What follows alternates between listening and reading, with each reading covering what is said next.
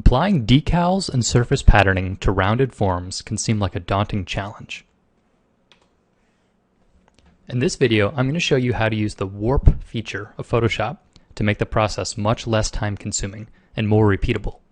For my example, I'll apply this checkerboard design to the shoulder pad of my orc. Now, as a side note, this is some fan art for a game called Blood Bowl, and the copyright is held by Games Workshop. It's a great game, by the way. So the general idea of this technique is to think about the decal as one of the last steps of your illustration. You'll begin by rendering the form as a solid material. It'll make it easier to paint. And then once you're happy with the way it looks, you'll paint your decal on a separate document, or at least on its own layer within your document. So I've gone ahead and created this checkerboard here. So you can see it's on its own layer, and it's a very simple thing.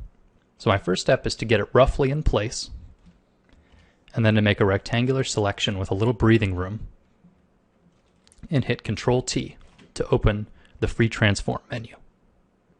And now once I'm here, I'll right-click and get the Warp command out. And the Warp tool gives me a 9-panel grid, which is also called a lattice, and this is made up of control points. Now these points might look familiar to you if you've ever used the pen tool. So you can move these points around, and it'll deform the shape held within the lattice.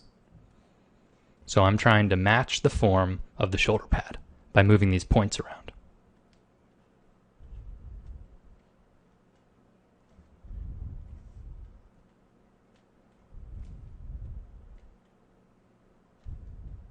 And when you're happy with it, hit Enter to confirm.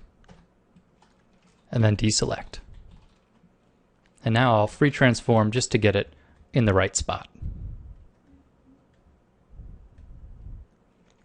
And then to integrate it into my illustration, I'll drop the opacity a little bit.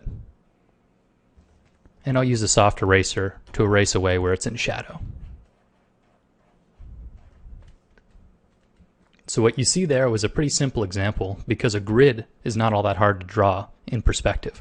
But think if I had a really detailed tattoo or some sort of an interesting pattern that I wanted to put on his shoulder. It'd be much easier to make it first as a 2D graphic and then use the warp tool to deform it into place.